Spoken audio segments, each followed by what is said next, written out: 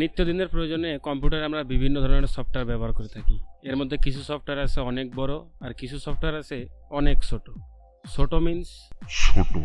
তেমন 5টি সফটওয়্যার নিয়ে আমার আজকের ভিডিও, যেগুলোর সাইজ লেস দেন 5 মেগাবাইট, অর্থাৎ 5 মেগাবাইটের থেকেও কম, তবে উইন্ডোজের সফটওয়্যার।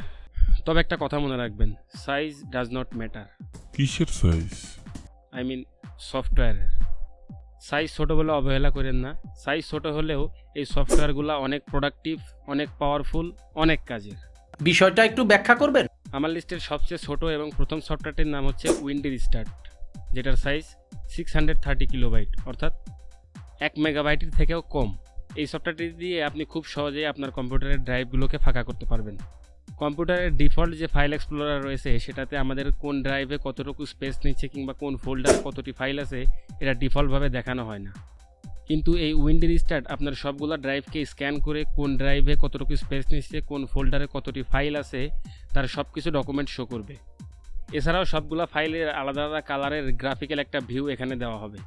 যেই গ্রাফিক্যাল ভিউর মাধ্যমে আপনি বুঝতে পারবেন আপনার কোন ফাইলগুলো সবচেয়ে বড় ফাইলগুলোর জন্য এক টাইপের কালার, জিপ ফাইলের জন্য এক টাইপের কালার, ইমেজ ফাইলের জন্য এক টাইপের কালার, সবগুলো ফাইলের জন্য আলাদা আলাদা কালারে একটা গ্রাফিক্যাল ভিউ এখানে দেখানো হবে।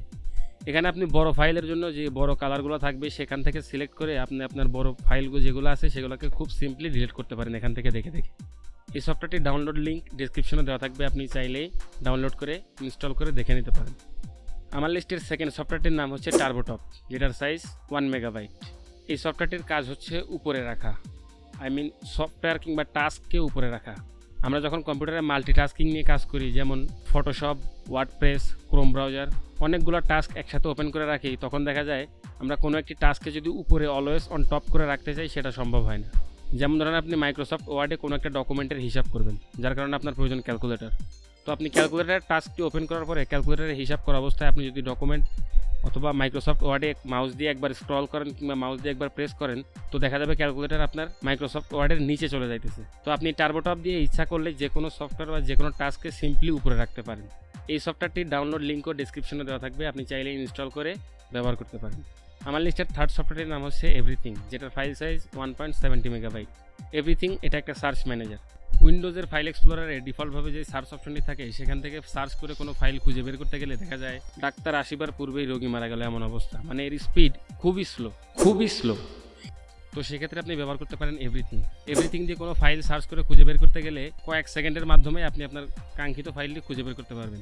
উইন্ডোজের ডিফল্ট ফাইল এক্সপ্লোরারের সার্চ অপশন থেকে কোনো ফাইল খুঁজে বের করতে গেলে যদি 30 সেকেন্ড সময় লাগে, সেটা আপনি এভরিথিং দিয়ে খুঁজে বের করতে গেলে মাত্র 3 সেকেন্ডে খুঁজে বের করতে পারবেন।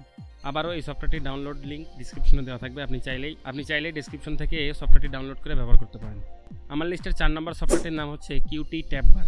আমরা যে কোনো ব্রাউজারে যেভাবে অনেকগুলো ওয়েবসাইটকে ট্যাব আকারে ওপেন করে রাখি, ওয়েবসাইটগুলোর মতো আপনি আপনার ফোল্ডারগুলোকেও আলাদা আলাদা ট্যাবে ওপেন করতে পারবেন। সাধারণভাবে উইন্ডোজের ডিফল্টভাবে যেই আমরা ফোল্ডারগুলোকে ওপেন করি আলাদা আলাদাভাবে, এগুলো আসলে টাস্ক আকারে বা উইন্ডোজ আকারে ওপেন হয়। কিন্তু আপনি যদি কিউটি ট্যাব বার ইউজ করেন, আপনি একটা টাস্কের মধ্যেই সবগুলো ফোল্ডারকে ট্যাব আকারে ওপেন করতে পারবেন। এছাড়াও এই সফটওয়্যারটি ব্যবহার করলে আপনি আপনার মাউসের কার্সরকে যে কোনো ফোল্ডারের উপরে নিয়ে গেলে এই ফোল্ডারের মধ্যে কী ফাইল আছে, কয়টি ফাইল আছে, এগুলো অটোমেটিক্যালি শো হবে। এছাড়াও আপনি যদি মাল্টিপল ফোল্ডারকে একসাথে সিলেক্ট করে এন্টার বাটন চাপ দেন, তাহলে সবগুলো সফটওয়্যার একসাথে ট্যাব আকারে ওপেন হয়ে যাবে। আবার এই সফটওয়্যারটির ডাউনলোড লিঙ্ক ডেসক্রিপশনে দেওয়া থাকবে, আপনি চাইলে ইনস্টল করে ব্যবহার করতে পারেন। আমার এই লিস্টের লাস্ট এবং সবশেষ সফটওয়্যারটির নাম হচ্ছে ডিটো। এটা একটা ক্লিপবোর্ড ম্যানেজার। উইন্ডোজের ডিফল্টভাবে যে এই ক্লিপবোর্ড ম্যানেজারটি থাকে, সেখান থেকে আমরা যে কোনো একটি টেক্সট কপি করলে ওই টেক্সটটি পেস্ট করার পরে আমরা নতুন করে একটি টেক্সট কপি করতে পারি। বাট আপনি যদি এই ডিটো ক্লিপবোর্ড ম্যানেজারটি ইউজ করেন, তাহলে আপনি মাল্টিপল টেক্সট একসাথে কপি করে আলাদা আলাদাভাবে পেস্ট করতে পারবেন।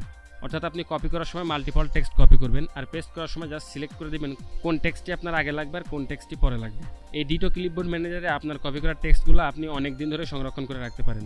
সেটা হতে পারে 1 বছর, 2 বছর। আপনি জাস্ট এই সফটওয়্যারটি সেটিংসে গিয়ে সিলেক্ট করে দেবেন আপনি আপনার কপি করা টেক্সটগুলোকে কতদিন সংরক্ষণ করে রাখতে চান। এই সফটওয়্যারটির ডাউনলোড লিঙ্কও ডেসক্রিপশনে দেওয়া থাকবে, আপনি চাইলেই সেখান থেকে ইনস্টল করে ব্যবহার করতে পারেন। আমি যে সফটওয়্যারগুলোর নাম বলেছি সেই সফটওয়্যারগুলো সম্পূর্ণ ফ্রি, আপনি যেখান থেকে খুশি ডাউনলোড করে ইনস্টল করে ব্যবহার করতে পারেন। তো আজকের ভিডিও এ পর্যন্তই, দেখা হবে পরবর্তী কোনো ভিডিওতে। ততক্ষণ পর্যন্ত সুস্থ থাকুন, নিজের খেয়াল রাখুন। আল্লাহ হাফেজ।